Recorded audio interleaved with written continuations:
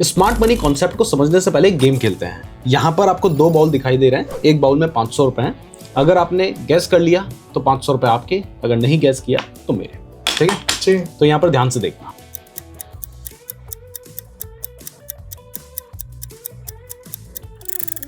बताओ किसमें है? इसमें अरे दोनों में नहीं है। तो ट्रेडिंग में भी ऐसा ही होता है। जो स्मार्ट मनी है वो पैसे को कुछ इस तरीके से गायब करके अपनी जेब में डाल लेते हैं और जो रिटेल ट्रेडर्स हैं वो देखते रह जाते हैं। अब चलिए स्मार्ट मनी कॉन्सेप्ट को डिटेल में समझते हैं।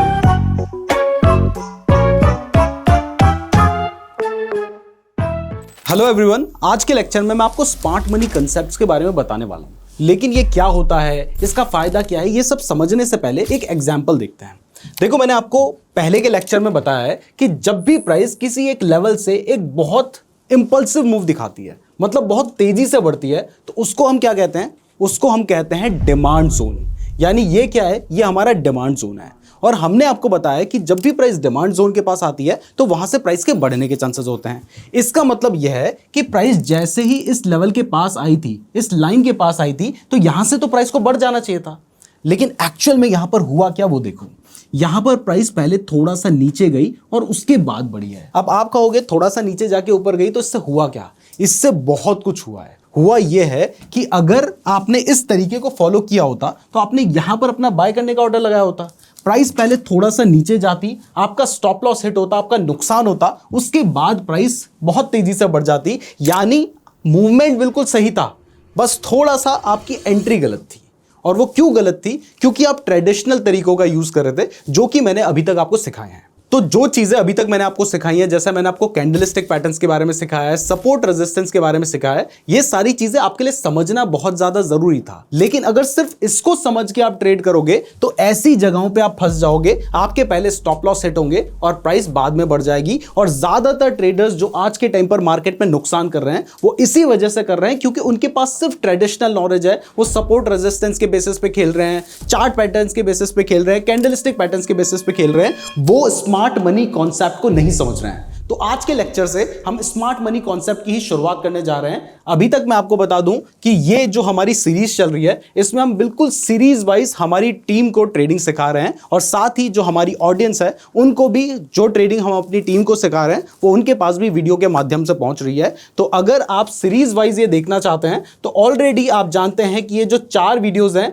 वो डेट वाइज हमारे चैनल पे आ चुकी है। आज की वीडियो ये रही, इसके बाद जो नेक्स्ट वीडियो है वो ट्यूसडे को आएगी, फिर सैटरडे, फिर ट्यूसडे, फिर सैटरडे, फिर ट्यूसडे। यानी हर ट्यूसडे और हर सैटरडे को हमारा एक लेक्चर आ रहा है। तो आप हमारे चैनल पे आकर भी वीडियो देख सकते हैं। तो अब हम स्मार्ट मनी कॉन्सेप्ट को समझना शुरू करते हैं। लेकिन उससे पहले आप इस वीडियो को कहां से देख रहे हो, आपकी एज क्या है और आप करते क्या हो, ये कमेंट करके जरूर बता दीजिएगा, ताकि हमें आइडिया लग जाए कि हमारी ऑडियंस कौन सी है। और साथ ही वीडियो को लाइक करके अपनी अटेंडेंस भी जरूर मार्क कर दीजिएगा और चैनल को तो आपने सब्सक्राइब करना ही है। तो चलिए अब बिल्कुल सीरीज वाइज समझते हैं। देखिए, अभी तक आपने जो कुछ सीखा है सिर्फ उसके बेसिस पे आपने ट्रेड नहीं लेना है, क्योंकि अब जो सबसे ज्यादा इंपॉर्टेंट कॉन्सेप्ट आज के टाइम पर ट्रेडिंग में अवेलेबल है वो है स्मार्ट मनी कॉन्सेप्ट। कई बार इसको आईसीटी भी बोला जाता है, लेकिन दोनों के बीच में थोड़ा सा डिफरेंस है। क्या डिफरेंस है वो मैं आपको आगे बताऊंगा। पहले समझते हैं कि स्मार्ट मनी कॉन्सेप्ट होता क्या है।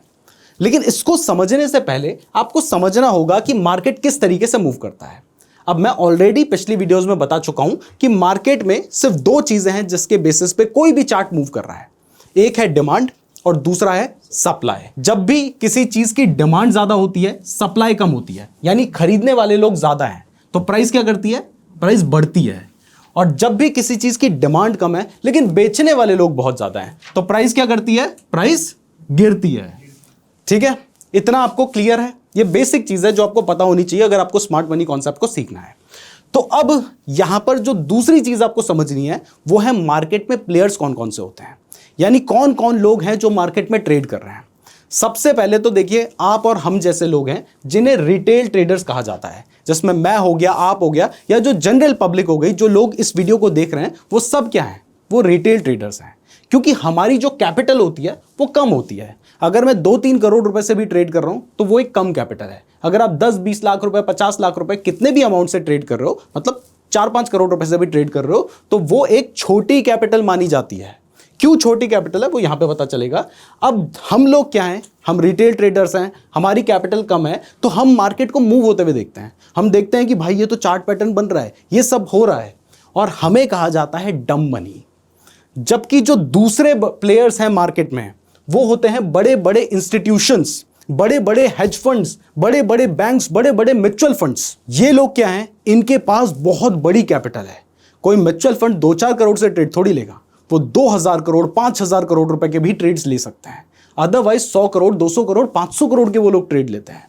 यानी उनकी जो कैपिटल है वो बहुत बड़ी है, और सिर्फ कैपिटल बड़ी नहीं है, उनके पास एक बहुत बड़ी और बहुत स्मार्ट टीम होती है ट्रेडिंग करने के लिए।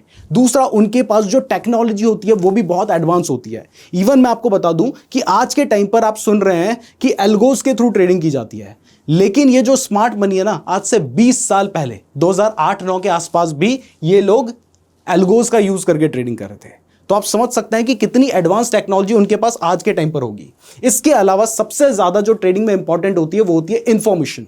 तो इंफॉर्मेशन भी उनको सबसे पहले मिलती है, हमको बाद में मिलती है। तो ये लोग क्या करते हैं, ये लोग एक्चुअल में मार्केट को मूव करते हैं। तो जो लोग मार्केट को एक्चुअल में मूव कर रहे हैं, इन्हें कहा जाता है स्मार्ट मनी। अब यहां पर एक चीज मैं आपको क्लियर कर दूं, बहुत सारे लोगों को लग रहा होगा कि बड़े इंस्टीट्यूशन मतलब कोई एक म्यूचुअल फंड, एक म्यूचुअल फंड नहीं है, बहुत सारे हेज फंड्स हैं, बहुत सारे म्यूचुअल फंड्स हैं। ये लोग आपस में भी कंपटीशन कर रहे हैं, लेकिन जब ये लोग ट्रेड ले रहे हैं, चाहे कोई भी बड़ा फंड ट्रेड ले रहा होगा, तो वहां पर मार्केट में एक बड़ा मूव हमें देखने को मिल सकता है। और उस बड़े मूव को अगर हम कैप्चर करना चाहते हैं तो हमें इस स्मार्ट मनी कॉन्सेप्ट को समझना होगा। तो ये क्यों इंपॉर्टेंट है आपको समझ आ रहा है? और अभी तक जो आपने सीखा है वो चीज इसीलिए आपको मैंने अभी तक सिखाई ताकि आप ये स्मार्ट मनी कॉन्सेप्ट को समझ पाएं। उसको अगर आपने बिल्कुल भी नहीं देखा है, प्राइस एक्शन को नहीं समझा है, कैंडलस्टिक पैटर्न्स को नहीं समझा है, तो ये आपके लिए समझना थोड़ा सा मुश्किल हो सकता है। बट बहुत इंपॉर्टेंट चीज है, इसलिए वीडियो को लाइक जरूर कर दीजिएगा। अभी आगे बढ़ने से पहले आपको एक इंपॉर्टेंट चीज बताना बहुत ज्यादा जरूरी है, और वो ये है कि अगर आप क्रिप्टो के फ्यूचर्स में ट्रेड करना चाहते हैं, जहां पर आपको गुने तक का लेवरेज मिल जाता है, मतलब आप 1000 रुपए लगा के 2 लाख रुपए तक का ट्रेड ले सकते हैं, और ये इंडिया में FIU रजिस्टर्ड प्लेटफॉर्म के थ्रू करना चाहते हैं, जिसमें इंडियन रुपीज में ही पैसे ऐड और विड्रॉ भी होते हैं। तो इसके लिए मैंने आपको डेल्टा एक्सचेंज का लिंक डिस्क्रिप्शन पे दे रखा है, और अगर आप हमारे लिंक का यूज करके अपना अकाउंट ओपन करेंगे तो नीचे गूगल फॉर्म का लिंक दिया है, उसको भी जरूर फिल कर लीजिएगा। उस फॉर्म को फिल करके आपको हमारी तरफ से अधीरा AI का सब्सक्रिप्शन मिलेगा, जिसमें एक क्लिक करके आप चार्ट का एनालिसिस कर सकते हैं। यहां पर आपको पूरा एनालिसिस दिया जाता है, और ये AI के थ्रू किया जाता है। इसके लिए बस आपने हमारे लिंक के थ्रू अपना अकाउंट ओपन करके नीचे गूगल फॉर्म को जरूर फिल कर लेना है। अब चलिए वापस से टॉपिक पे आ जाते हैं। तो अब हम समझते हैं कि ये स्मार्ट मनी कॉन्सेप्ट क्या होता है। स्मार्ट मनी क्या होता है? वो बड़े बड़े इंस्टीट्यूशंस जिनके पास बहुत सारा पैसा है। लेकिन स्मार्ट मनी कॉन्सेप्ट क्या है? तो स्मार्ट मनी कॉन्सेप्ट में हम कोशिश करते हैं इन बड़े इंस्टीट्यूशंस के फुटप्रिंट्स को समझने की। इनके फुटप्रिंट्स का मतलब है कि इन्होंने कहां पर बाइंग की है। जब ये बाइंग कर रहे होंगे तो ये एल्गोस के थ्रू बाइंग कर रहे होते हैं, और इतनी ज्यादा क्वांटिटी में बाइंग कर रहे होते हैं कि इनके लिए अपने जो फुटप्रिंट्स होते हैं, अपने जो कांड होते हैं ना, उनको छुपाना बहुत ज्यादा मुश्किल होता है।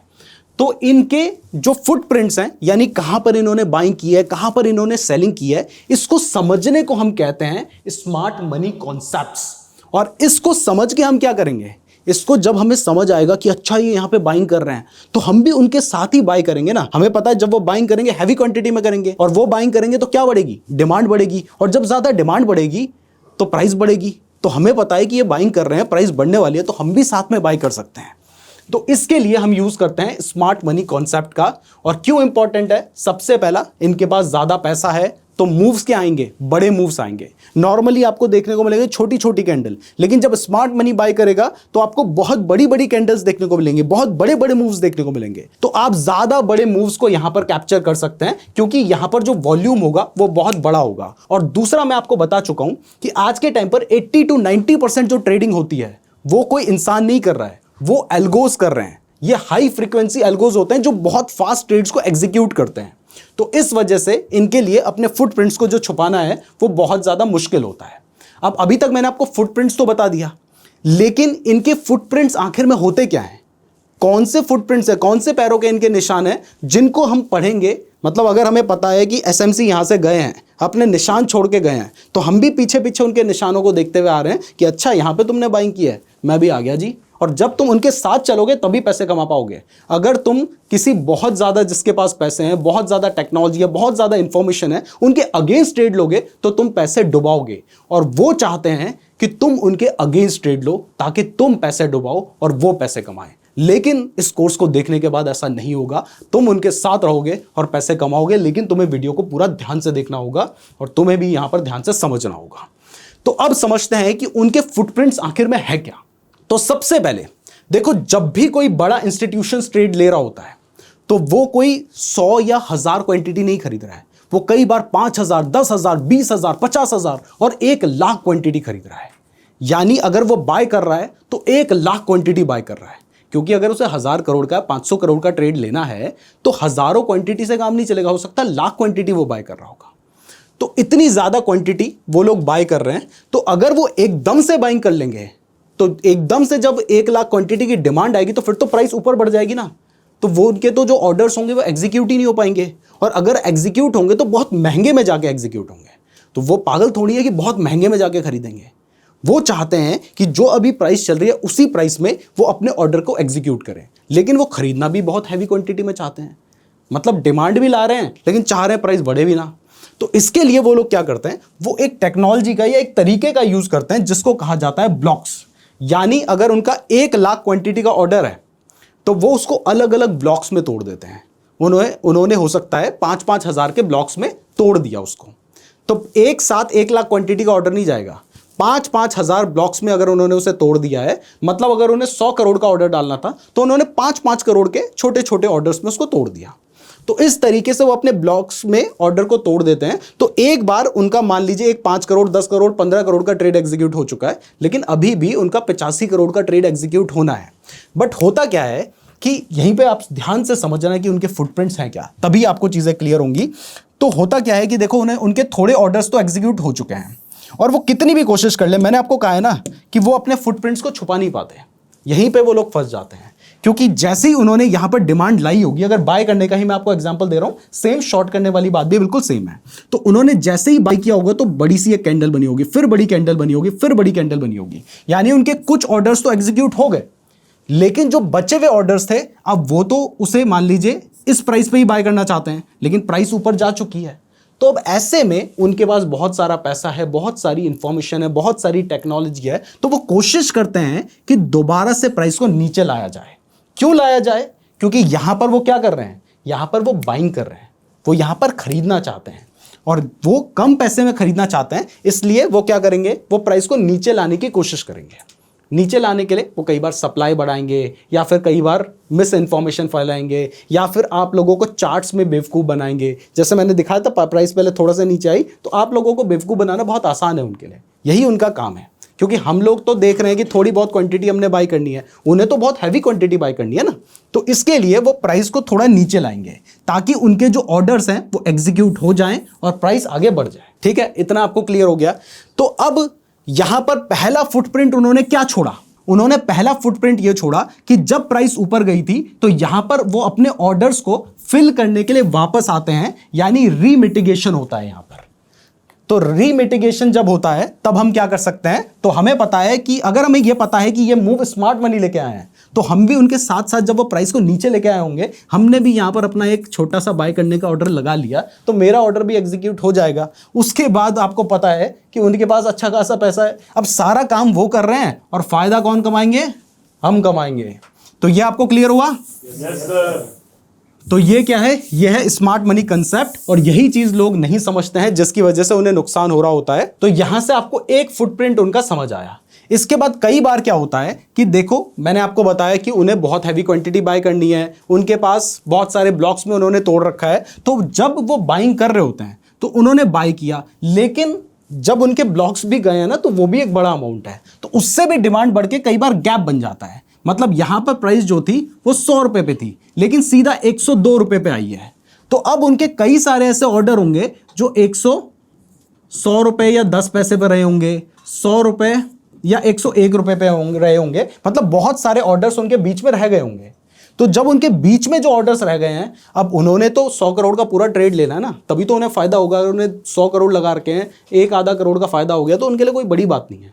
उन्हें बड़ा फायदा करना है तो सारे ऑर्डर्स अपने एग्जीक्यूट करवाने पड़ेंगे। तो इसके लिए वो क्या करेंगे कि वो दोबारा से प्राइस को ये जो ओपन एरिया या जो गैप्स रह गए हैं यहां पर लाएंगे ताकि प्राइस ऊपर बढ़ जाए। यानी बीच में कई बार हमें जो ट्रेड में गैप देखने को मिलते हैं वो भी उनके फुटप्रिंट्स हैं जिनको बेचारे छुपा नहीं पा रहे हैं और उन्हीं को हमें एक्सप्लॉइट करना है। तो ये भी आपको समझ आया कि उनके फुटप्रिंट्स क्या हैं। अभी हम बिल्कुल बेसिक समझ रहे हैं। अगर मैं ये चीज़ें आपको नहीं बताऊंगा तो आपको कैसे पता चलेगा कि इसकी इंपॉर्टेंस क्या है और ये क्यों आपके लिए समझना ज़रूरी है। अदरवाइज लोग वही करते हैं कि हमने देखा कि यहाँ पे रेजिस्टेंस बना है, यहाँ पे सपोर्ट बना है, उसके हिसाब से ट्रेड लेते हैं, उनका नुकसान होता है और फिर उन्हें लगता है कि ट्रेडिंग से पैसे कमाना इम्पॉसिबल है। तो किस तरीके के वो फुटप्रिंट छोड़ते हैं ये आपको समझ आ गया? यहां तक कोई डाउट है? No sir. अगर आप लोगों का कोई डाउट है तो आप कमेंट बॉक्स में पूछ सकते हैं। आगे जो हमारी नेक्स्ट वीडियो होगी उसमें हम आप लोगों के कमेंट्स को पिक करके उनके भी आंसर देंगे। तो आप लोगों के जो भी जेन्युइन क्वेश्चंस होंगे उनको पूछेगा और अगले 3 दिन में आप जितने भी कमेंट्स करेंगे, चाहे वो 2000 हो, 5000 हो, 50,000 कमेंट्स हो, हम सारे कमेंट्स को हार्ट देने वाले हैं नेक्स्ट लेक्चर से आने पहले। इसलिए कमेंट जरूर कीजिएगा। आपकी एज क्या है, आप कहां से इस वीडियो को देख रहे हैं, आप करते क्या हैं, ये कमेंट करके जरूर बताइएगा। कोई भी पर्सनल डिटेल मत देना, लेकिन कमेंट जरूर करना। साथ ही अभी तक अटेंडेंस मार्क नहीं किया तो लाइक करके अटेंडेंस मार्क कर दो और साथ ही सब्सक्राइब भी कर देना। तो अब चलिए यहां पर समझते हैं कि ये जो सपोर्ट एंड रेजिस्टेंस के बेसिस पे आप ट्रेड लेते हो, इस पे आपका बेवकूफ कैसे बनाया जाता है, ये बहुत इंपॉर्टेंट चीज है। देखिए पास्ट के टाइम पर, आज से 20 साल पहले, 30 साल पहले बात करें तो ये सपोर्ट रेजिस्टेंस वाली चीजें काम करती थी। लेकिन आज के टाइम पर हम लोग क्या सीखते हैं? हम ये सीखते हैं कि यहां पर मैं आपको एक बार दिखा देता हूं। हम ये सीखते हैं कि जब प्राइस 2 बार या उससे ज्यादा एक लेवल पे आई है तो ये क्या है हमारा? रेजिस्टेंस। और ये क्या है हमारा? सपोर्ट। ये चीज हमने सीख रखी है। तो हमें लगता है कि जब प्राइस इस लेवल के पास जाएगी तो हमें क्या करना है? हमें यहां पर प्राइस रेजिस्टेंस के पास आई है भाई, हमें तो यहां पे सेल करना चाहिए। ये हम लोग सोचते हैं और इसके बेसिस पे हम सेल कर देते हैं। और ऐसे ही जब प्राइस सपोर्ट के पास आती है हमें लगता है कि भाई 2 बार प्राइस सपोर्ट के पास आ गई, ये तो बहुत स्ट्रांग सपोर्ट बन चुका है, अब यहां से तो प्राइस के बढ़ने के चांसेस हैं। तो हम क्या करते हैं? हम यहां पर बाय कर लेते हैं। तो हम इसी तरीके से चलते हैं, हमारी थ्योरी ये कहती है। लेकिन ये जो बड़े हेज फंड्स हैं, ये जो बड़े स्मार्ट मनी है, ये इसका उल्टा सीखते हैं। मतलब हम क्या समझते हैं कि जितनी बार सपोर्ट टेस्ट होगा, बार बार प्राइस इस लेवल पे आएगी, सपोर्ट उतना ज्यादा स्ट्रांग होगा। जितनी बार प्राइस एक लेवल पे जाएगी, वहां से गिरेगी, रेजिस्टेंस उतना ज्यादा स्ट्रांग होगा। लेकिन ये समझते हैं कि इसका उल्टा है। वो कहते हैं कि जितनी बार प्राइस सपोर्ट को टच करेगी, जितनी बार प्राइस सपोर्ट के पास आएगी, उतनी बार बेवकूफ लोग आएंगे, यानी डम मनी आएगा। उसे लगेगा वो यहां पे बाय करेगा, उसे पता है कि हम लोग आएंगे यहां पे बाय करेंगे। फिर दोबारा से जब उसे पता है कि प्राइस सपोर्ट के पास आएगी, हम डम लोग क्या करेंगे? उन्हें ऐसा लगता है, हम नहीं है डम, ठीक है, उन्हें लगता है, तो हम लोग क्या करेंगे? हम यहां पर बाय करेंगे, ऐसा उनका मानना है। अब उसके साथ ही उन्हें यह भी पता है कि जब हम बाय करेंगे तो हम अपना स्टॉप लॉस कहां पे रखेंगे? हम थोड़ा सा नीचे, यानी यहां पर आपने यहां पर बाय किया सपोर्ट के पास, तो सपोर्ट से थोड़ा सा नीचे यहां पर आपने अपना क्या रखा होगा? यहां पर आपने रखा होगा अपना एसएल, स्टॉप लॉस, एसएल भी बोलते हैं, ठीक है। तो इतना आपको समझ आ गया? ठीक है। तो उन्हें पता है कि बार बार जब प्राइस सपोर्ट के पास आएगी तो लोग यहां पे अपना स्टॉप लॉस रखेंगे। अब अगर ये आपने बाय किया है तो आपका स्टॉप लॉस क्या होगा? आपका ये जो स्टॉप लॉस है ये होगा एक सेल करने का ऑर्डर। मतलब आपने अगर सपोर्ट के पास बाय किया है तो आप जब अपने ट्रेड को एग्जिट करेंगे तो वहां पर जो खरीदा था उसको बेचोगे ना, तो स्टॉप लॉस में भी आपने जो खरीदा था वो बिक रहा है। यानी ये क्या है? ये एक सेल करने का ऑर्डर है, ये एक सेल करने का ऑर्डर है। तो यहां पर बहुत सारे सेल करने के ऑर्डर होंगे।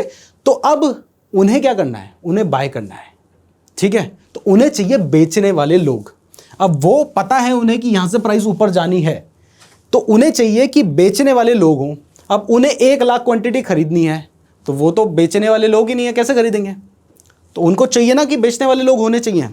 तो अब यहीं पर वो गेम करेंगे। उन्हें पता है कि ये जो डम मनी है, इन्हें पता है कि प्राइस सपोर्ट के पास आएगी तो यहां से बढ़ जाएगी। लेकिन अगर मैं प्राइस को थोड़ा सा यहां पर सपोर्ट से नीचे लेके चला जाऊं, यहां पर सपोर्ट था, अगर मैं इसको थोड़ा सा नीचे लेके चला जाऊं किसी भी तरीके से, तो इन सारे बेवकूफ लोगों के मैं स्टॉप लॉस हिट करवा दूंगा। स्टॉप लॉस हिट करवाने का मतलब क्या है? इनके ऑर्डर्स को मैं बिकवा दूंगा, मैं सेल करवा दूंगा। और इन्होंने सेल किया और मुझे क्या करना है, मुझे खरीदना है। तो हजारों लाखों लोग जिन्होंने यहां यह सोचा था कि प्राइस यहां से बढ़ेगी और इसलिए बाय किया था, उससे थोड़ा सा नीचे अपना स्टॉप लॉस रखा था, उन सब के यहां पे स्टॉप लॉस हिट होंगे। उनके स्टॉप लॉस हिट होने का मतलब है कि यहां पर सेल हो जाएगा और जो ये बिकेगा इसको सारे जो चालाक लोग हैं, स्मार्ट मनी है, वो खरीद लेंगे। उनको 1 लाख क्वांटिटी खरीदनी थी, उनकी बाइंग हो जाएगी, हम सब के स्टॉप लॉस हिट हो जाएंगे और उसके बाद जब प्राइस ऊपर जाएगी तो हमारा तो घाटा हो चुका है, हमारे स्टॉप लॉस हिट हो चुके हैं। अब प्राइस बढ़ेगी और वो जो स्मार्ट मनी है वो पैसे कमाएंगे। तो पहला, वो स्टॉप लॉस के पास प्राइस को क्यों लेके गए, ताकि वो खरीद पाए।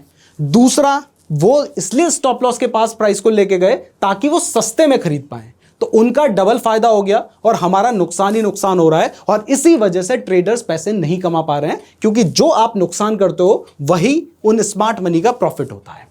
तो एक और चीज आपको क्लियर हो गई कि क्यों आपके लिए स्मार्ट मनी कॉन्सेप्ट समझना जरूरी है, क्यों आपने सपोर्ट रेजिस्टेंस के बेसिस पे ट्रेड नहीं लेना है। अब जिन लोगों ने हमारा पहला, दूसरा, तीसरा, चौथा लेक्चर देखा होगा, लेकिन ये सबसे इंपॉर्टेंट लेक्चर नहीं देखा, वो जाके ट्रेड करेंगे, अपना नुकसान करवा लेंगे। आप ये लेक्चर देख रहे हो तो आपने अगला लेक्चर भी बिल्कुल मिस नहीं करना है। आज मैं आपको बेसिक समझा रहा हूं, अगर ये चीजें समझाता ही नहीं, सीधा एडवांस पे आ जाता तो आपको वो भी समझ नहीं आता। ये बेसिक समझा रहा हूं ताकि जो अगला लेक्चर है हमारा स्मार्ट मनी कंसेप्ट का, वो आपको समझ आए और उसकी इंपॉर्टेंस भी आपको पता हो, क्योंकि कई बार आपको पता नहीं होता कि वो चीज कितनी ज्यादा इंपॉर्टेंट है। अब देखो, अभी तक मैंने आपको बता दिया है कि क्यों वो प्राइस को नीचे लेके गए, लेकिन मैं शुरुआत में मैंने आपको एक बात और बताई थी, और वो ये थी कि ये जो स्मार्ट मनी है ना, ये कोई एक पर्सन नहीं है या एक कंपनी नहीं है, ये बहुत सारे बड़े बड़े इंस्टीट्यूशंस हैं, बहुत सारे हेज फंड्स हैं, बहुत सारे म्यूचुअल फंड्स हैं। तो ये लोग आपस में भी कई बार कॉम्पीट कर रहे होते हैं। तो ऐसा नहीं है कि हर बार एक पर्टिकुलर म्यूचुअल फंड या एक पर्टिकुलर बैंक या एक पर्टिकुलर हेज फंड पैसे कमा रहा होगा। कभी बार दूसरा कमा रहा है, कई बार तीसरा कमा रहे हैं, घाटा हम ही खा रहे हैं। तो ये मान लो एक कोई म्यूचुअल फंड है या एक कोई हेज फंड है जिसका नाम है ए, उसने एक जगह पे ट्रेड लिया था, लेकिन कोई दूसरा हेज फंड आ गया जिसके पास ज्यादा पैसा है, ज्यादा टेक्नोलॉजी है, और उसने क्या किया, इसने यहां पर बाय किया था, उसने प्राइस को गिराना शुरू कर दिया है। तो इसका क्या होगा, इसका तो घाटा होने लगा है। तो ये ट्रेड से बाहर निकलना चाहता है। तो अब ये जब ट्रेड से बाहर निकलना चाहता है तो ये कोशिश करेगा कि वापस से प्राइस को जहां पर इसने बाय किया था ना, उस लेवल तक ले जा सके। भले ही इसे कई बार ज्यादा पैसे लगाने पड़े, कई बार ये लोग लोन तक लेते हैं पैसे लगाने के लिए, तो ये वापस से कोशिश करेगा कि पैसे जो है या प्राइस जो है उस लेवल तक ये ले जा सके, ताकि जहां पर इसने बाय किया था वहीं पर ये अपने ट्रेड को एग्जिट कर दे, इसका घाटा ना हो। तो ये कई बार इस तरीके से भी मार्केट को ऊपर नीचे ले जाने की कोशिश करते हैं अपने घाटे को बचाने के लिए। तो जब ये इस तरीके से प्राइस को ऊपर या नीचे कर रहे होते हैं अपने घाटे को कई बार रोकने के लिए, तो उस टाइम पर भी ये कुछ फुटप्रिंट्स छोड़ते हैं, और वो फुटप्रिंट्स हमें ऑर्डर ब्लॉक्स के रूप में देखने को मिलते हैं। ये कॉन्सेप्ट क्या है आगे आने वाले लेक्चर में बताऊंगा। कई बार जब प्राइस मूव कर रही होती है तो हमें फेयर वैल्यू गैप देखने को मिलते हैं, कई बार ब्रेकर ब्लॉक देखने को मिलते हैं, कई बार IFVG देखने को मिलते हैं। तो ये सारी जो चीजें हैं ये आगे आने वाले लेक्चर में आप समझेंगे। तो ये सारे बेसिक्स अब आपको मुझे लगता है कि यहां तक क्लियर हो गए होंगे। तो अगर आपका कोई डाउट है तो आप पूछ सकते हैं। इसके बाद ये जो सारी चीजें, माहौल जो बनाना था, जो आपको बताना था, वो सब मैं बता चुका हूं। अब मैं आपको प्रैक्टिकली चीजें चार्ट पे दिखाना शुरू करूंगा। तो यहां तक आपका कोई डाउट है तो आप पूछ सकते हो। सर, स्मार्ट मनी हमारा स्टॉप लॉस सेट कराती है, अगर मैं स्टॉप लॉस लगाऊं ही नहीं फिर? देखो, अगर तुम स्टॉप लॉस नहीं लगाओगे तो होगा क्या, यहां पर मैं एग्जांपल से समझाता हूं। मान लो तुमने यहां पर ट्रेड लिया और तुमने अपना स्टॉप लॉस नहीं लगाया, यहां पर ट्रेड आया, लिया, स्टॉप लॉस तुमने नहीं लगाया, तो हो सकता है प्राइस नीचे आई, वापस बढ़ गई, तुम्हें प्रॉफिट हो जाएगा। लेकिन जब तुम ट्रेडिंग में आए हो, तुम सिर्फ एक बार पैसे कमाने के लिए नहीं आए हो, और एक बार पैसे कमा के जाओगे भी नहीं। हो सकता है कि 10 बार तो ये चीजें काम करी, तुमने बहुत ज्यादा पैसे कमा लिए, लेकिन एक बार जब प्राइस नीचे आई तो फिर जो तुमने 10 बार में कमाया होगा ना, वो एक ही बार में खत्म हो जाएगा। इसीलिए स्टॉप लॉस लगाना हमारे लिए बहुत ज्यादा जरूरी है। अदरवाइज तुम कई बार भी जो पैसे कमाओगे वो एक बारी में सारे खत्म हो सकते हैं। इसलिए जब भी ट्रेड कर रहे हो हमेशा आपको स्टॉप लॉस लगाना चाहिए। साथ ही कभी भी लोन लेके आपको ट्रेडिंग नहीं करनी है, आपने इस बात का जरूर ध्यान रखना है। ठीक है, और किसी का कोई क्वेश्चन है? नहीं सर। तो यहां तक की चीजें आपको क्लियर हो गई हैं। तो यहां पर एक छोटा सा डाउट होता है लोगों को, वो भी क्लियर कर देता हूं। देखिए, आपने स्मार्ट मनी कॉन्सेप्ट के बारे में तो अभी सुन लिया है, लेकिन कई बार आपको ICT कॉन्सेप्ट के बारे में भी सुनने को मिलेगा। तो ये दोनों चीजें सेम है या इनमें कुछ डिफरेंस है? तो एक छोटा सा डिफरेंस है। ये जो SMC है ना, ये पार्ट है ICT कॉन्सेप्ट का, यानी मेन जो कॉन्सेप्ट है वो ICT के अंदर आते हैं। मतलब ये है ICT और इसके अंदर आ रहा है SMC। तो पूरा ICT सीखना आपके लिए जरूरी नहीं है, जो इंपॉर्टेंट कॉन्सेप्ट्स हैं वो SMC के अंदर आते हैं और वही कॉन्सेप्ट मैं आपको सिखा रहा हूं। अगर आप पूरे कॉन्सेप्ट सीखना चाहते हैं तो आप कमेंट कीजिए, हम हो सकता है उसके ऊपर भी आगे चल के वीडियो बना देंगे, लेकिन आप कमेंट जरूर कर दीजिएगा। अभी आपको दोनों के बीच का डिफरेंस समझ आ गया है कि जो इंपॉर्टेंट कॉन्सेप्ट है वो SMC के अंदर आते हैं। ICT की फुल फॉर्म होती है इनर सर्कल ट्रेडर, जो कि एक पर्सन है, उन्होंने ये पूरा कॉन्सेप्ट बनाया था जो कि ट्रेडिंग में अच्छा खासा काम कर रहा था। ऐसा नहीं है कि मैंने बनाया है, वहां से आया है और वही चीजें मैं आप लोगों को समझा रहा हूं और उसमें जो इंपॉर्टेंट कॉन्सेप्ट्स होते हैं वो SMC के अंदर आते हैं। तो ये कंफ्यूजन क्लियर हो गया है। तो अब चलिए प्रैक्टिकल चीजें देखना शुरू करते हैं। अभी इस लेक्चर में मैं आपको बहुत ज्यादा एडवांस चीजें नहीं बताऊंगा, क्योंकि मैं चाहता हूं कि थोड़ा थोड़ा करके ही देखिए, ये ऐसी चीजें हैं कि धीरे धीरे बताऊंगा तो माइंड में प्रोसेस करने के लिए टाइम रहेगा, आपको समझ आएगा। और इस लेक्चर के बाद आपको प्रैक्टिस भी करनी है। जो भी चीज़ें मैं आपको समझा रहा हूँ साथ में नोट्स भी बनाते हुए चलिएगा, तभी आपको चीज़ें याद रहेंगी। वरना इसको एंटरटेनमेंट की तरह देखोगे तो आपको कुछ भी अभी तो समझ आ जाएगा, लेकिन थोड़ी देर बाद कुछ याद नहीं रहेगा, कंफ्यूजन्स होंगे। इसलिए नोट्स आपने साथ में ज़रूर बनाने हैं। तो अभी तक आपने SMC की इंपॉर्टेंस समझ ली है। अब ये SMC कॉन्सेप्ट्स हैं क्या, कैसे आप चार्ट पे चीजों को समझेंगे, अब वो समझना शुरू करते हैं। लेकिन इससे पहले अगर आप क्रिप्टो के फ्यूचर्स में ट्रेड करना चाहते हैं तो इसके लिए जिस प्लेटफॉर्म का मैं यूज करता हूं उसका नाम है डेल्टा एक्सचेंज। तो अगर आपको क्रिप्टो में ट्रेड करना है, वो भी इंडिया में रहकर FIU रजिस्टर्ड प्लेटफॉर्म से ट्रेड करना है, तो आप डेल्टा एक्सचेंज में अपना अकाउंट ओपन कर सकते हैं। और अगर आप हमारे लिंक का यूज करके अपना अकाउंट ओपन करते हैं तो आपको काफी सारे बेनिफिट्स मिलेंगे। उसके लिए नीचे गूगल फॉर्म फिल कर दीजिएगा। पहला बेनिफिट है हमारी तरफ से अधीरा AI का 2000 रुपए का सब्सक्रिप्शन मिलता है। दूसरा, आपको ये PDF भी मिल सकती है। इसके लिए आप अकाउंट ओपन करने के बाद गूगल फॉर्म फिल करेंगे तो हमारी टीम आपको कांटेक्ट करती है, आप उनसे PDF भी ले सकते हैं। इसके अलावा भी बहुत सारे बेनिफिट्स हैं जो हमारी टीम आपको कांटेक्ट करके बताएगी। तो इसके लिए हमारे लिंक से अकाउंट ओपन करने के बाद ही आपने गूगल फॉर्म को फिल करना है। तो अब चलिए ये जो SMC कॉन्सेप्ट्स है इनको समझना शुरू करते हैं। लेकिन इसको समझने से पहले मैंने आपको प्राइस एक्शन वाले लेक्चर में एक बेसिक समझाया था, उसको समझाना या रिवाइज करना थोड़ा सा जरूरी है, तभी आपको बाकी जो चीज़ है वो क्लियर हो पाएगी। तो मैंने आपको बताया था कि मार्केट में जब भी आपको इस तरीके का पैटर्न देखने को मिलता है, यानी यहां पर आपको higher highs and higher lows की फॉर्मेशन देखने को मिलती है, तो इसको क्या कहा जाता है? अप ट्रेंड बोलते हैं इसको। और ऐसे ही मैंने आपको बताया था कि जब भी आपको चार्ट में lower highs and lower lows की फॉर्मेशन देखने को मिलती है तो ये क्या होता है? डाउन ट्रेंड होता है। तो ये चीज आपको क्लियर है? अगर आपको क्लियर नहीं है तो पहले हमारे लेक्चर्स में ये सारी चीजें समझा रखी हैं। ये लेक्चर सीरीज वाइज बनाया ही इसलिए जा रहा है ताकि आपको पहले से ये चीजें पता हो, तभी आप SMC वाली चीजों को समझ पाएंगे। तो इतना आपको क्लियर है, तो चलिए आगे बढ़ते हैं। तो अब जब आपको ये क्लियर हो चुका है तो अब आपके लिए समझना, जो पहला कॉन्सेप्ट मैं आपको SMC का बता रहा हूं वो है BOS, यानी ब्रेक ऑफ स्ट्रक्चर। अब ये ब्रेक ऑफ स्ट्रक्चर होता क्या है, इसके लिए आप चार्ट पे ध्यान से देखिएगा। तो यहां पर हमने बुलिश और बेयरिश BOS बता रखे हैं, लेकिन पहले मैं आपको एक बार समझा देता हूं। देखो, मैंने आपको बताया कि इस तरीके से जब चार्ट बढ़ रहा है तो ये क्या है? ये है अप ट्रेंड। तो यहां पर जब अप ट्रेंड हो रहा होगा तो ये क्या होगा? ये होगा हमारा लो, ये होगा हाई, ये होगा हाइयर लो, ये होगा हाइयर हाई, ये होगा हाइयर लो। देखो ध्यान से देखना, मैं अप ट्रेंड की बात कर रहा हूं। तो अप ट्रेंड में आपको दिखाई देता है कि जब भी हाइयर हाई बनता है और उसके बाद प्राइस थोड़ा सा नीचे जाने लगी होगी, जैसे मान लो यहां पर हाइयर हाई बनाया, उसके बाद प्राइस थोड़ा सा नीचे जाने लगी है, तो आपको क्या पता है ये क्या है? ये आपका हाइयर हाई है। अभी प्राइस नीचे को जाने लगी है तो आपने क्या करना है, जैसे ही हाइयर हाई बन जाता है ना, आपने इससे लगते हुए इस तरीके से लाइन ड्रॉ कर लेनी है। ठीक है, अब जैसे ही आप ये लाइन ड्रॉ कर लेते हैं उसके बाद देखिए प्राइस पहले नीचे को जाएगी। अब इसके बाद अगर अप ट्रेंड चल रहा है तो वापस से प्राइस आएगी और इसके ऊपर चली जाएगी। तो जैसे ही प्राइस इसके ऊपर चली जाती है ना, तो यहां पर हम कहते हैं आपने हाइयर हाई से लगते हुए लाइन ड्रॉ की थी और अब प्राइस उस लाइन के ऊपर चली गई है, तो हम इसको कहते हैं BOS, यानी break of structure. Break of structure से हमें यह पता चलता है कि जो ट्रेंड चल रहा था ये ट्रेंड अभी कंटिन्यू हो रहा है, मतलब आगे बढ़ता हुआ जा रहा है। तो अगर अप ट्रेंड चल रहा था तो अभी भी अप ट्रेंड चल रहा है। तो अगर आपको पता है कि अप ट्रेंड चल रहा है तो वहां पर आप कौन सा ट्रेड लेंगे?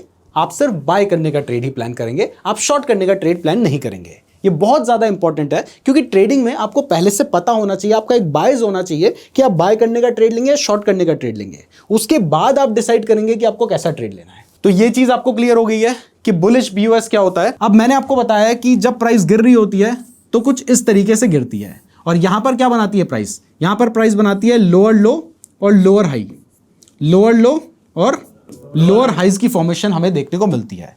तो जब प्राइस गिर रही है, यानी जब डाउन ट्रेंड चल रहा है, तो आपने क्या करना है, आपने लोअर लो से लगते हुए इस तरीके से एक लाइन ड्रॉ कर लेनी है। जैसे मान लो कि ये आपका लोअर लो है, तो जैसे ही लोअर लो बनने के बाद प्राइस ऊपर जाने लगी, आपने क्या किया, आपने इससे लगते हुए एक लाइन ड्रॉ कर ली।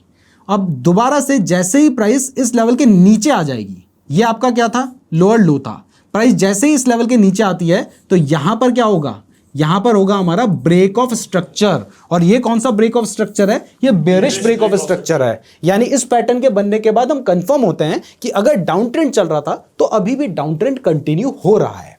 तो बीओएस से हमें सबसे पहले ट्रेंड कंफर्म हो रहा है, ये पता चल रहा है। तो इस तरीके से हम अपनी ट्रेड के बारे में प्लानिंग कर सकते हैं। अब ये लाइन में तो मैंने आपको बता दिया, अब चार्ट में भी देख लेते हैं कि ब्रेक ऑफ स्ट्रक्चर क्या होता है। देखिए आपको दिखाई दे रहा है कि यहां पर आपका क्या बना है, यहां पर आपका हायर हाई बना है। अब हायर हाई से लगते हुए आपने लाइन ड्रॉ की, तो जैसे ही देखिए ब्रेक ऑफ स्ट्रक्चर बीच में नहीं हुआ है, वो हमने खाली लिखा है, ब्रेक ऑफ स्ट्रक्चर यहां पर हुआ है। जैसे ही किसी कैंडल ने इस हाई के, ये जो हाई था इससे लगते हुए लाइन ड्रॉ की, इसके ऊपर क्लोजिंग दे दी, तो हम कहते हैं कि हमारा ब्रेक ऑफ स्ट्रक्चर कंफर्म हो चुका है और इसके बाद हमें पता है कि प्राइस के बढ़ने के चांसेस होंगे। तो यहां पर आपको चार्ट में भी समझ आ गया है कि बुलिश ब्रेक ऑफ स्ट्रक्चर क्या होता है। अब बेरिश ब्रेक ऑफ स्ट्रक्चर भी देख लीजिए। यहां पर हमने क्या किया, हमने लोअर लो से लगते हुए लाइन ड्रॉ की और जैसे ही प्राइस ने इस लोअर लो के नीचे क्लोजिंग दे दिया, ये था लोअर लो, इससे लगते हुए लाइन ड्रॉ की, यहां पर नीचे क्लोजिंग दे दी, तो यहां पर क्या हो गया, हमारा ब्रेक ऑफ स्ट्रक्चर हो चुका है, जो कि एक बेरिश ब्रेक ऑफ स्ट्रक्चर है। अगेन देखिए यहां पर हमारा लोअर लो था, इससे लगते हुए लाइन ड्रॉ की, ये रेड कैंडल ने इसके नीचे क्लोजिंग दे दी, तो हमारा क्या हो गया, ब्रेक ऑफ स्ट्रक्चर हो चुका है, जो कि क्या है, एक बेरिश ब्रेक ऑफ स्ट्रक्चर है। और इससे हमें क्या पता चल रहा है, इससे हमें यह पता चल रहा है कि बेरिश ब्रेक ऑफ स्ट्रक्चर हो रहा है तो प्राइस अभी भी गिर ही रही है, और अगर बुलिश ब्रेक ऑफ स्ट्रक्चर हो रहा है तो प्राइस अभी भी बढ़ी रही है। लेकिन ट्रेंड चेंज हो रहा है, वो हमें कैसे पता चलेगा, मतलब हर बारी तो प्राइस गिरती नहीं रहेगी ना, प्राइस कहीं से तो ऊपर उठेगी, यानी ट्रेंड चेंज हो रहा है, वो कैसे पता चलेगा। तो इसके लिए जो कॉन्सेप्ट यहां पर यूज किया जाता है उसको हम कहते हैं CHOCH, यानी चेंज ऑफ कैरेक्टर, यानी इसका कैरेक्टर बदल चुका है। ठीक है, अभी तक सीधा था, अब बिगड़ चुका है ये। तो ये है इसका चेंज ऑफ कैरेक्टर, और इसको हम एक रिवर्सल साइन की तरह लेते हैं।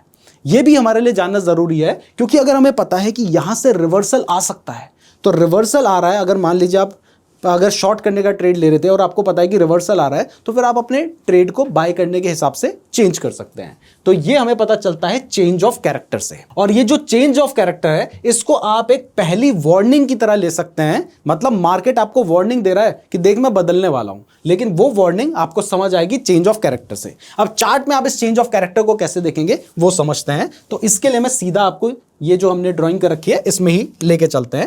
ये जो PDF है इसको बनाने में बहुत ज़्यादा मेहनत लगती है, तो कमेंट जरूर कीजिएगा, लाइक अगर आप करेंगे तो हमें लगता है कि हमारी जो मेहनत है वो सफल हुई है। तो यहाँ पर देखिए, यहाँ पर आपको दिखाई दे रहा है कि हमने क्या कर रखा है, हमने यहाँ पर लो मार्क कर रखा है, ये लोअर हाई मार्क कर रखा है, ये लोअर लो मार्क कर रखा है। यानी ये क्या चल रहा था, ये चल रहा था हमारा डाउन ट्रेंड।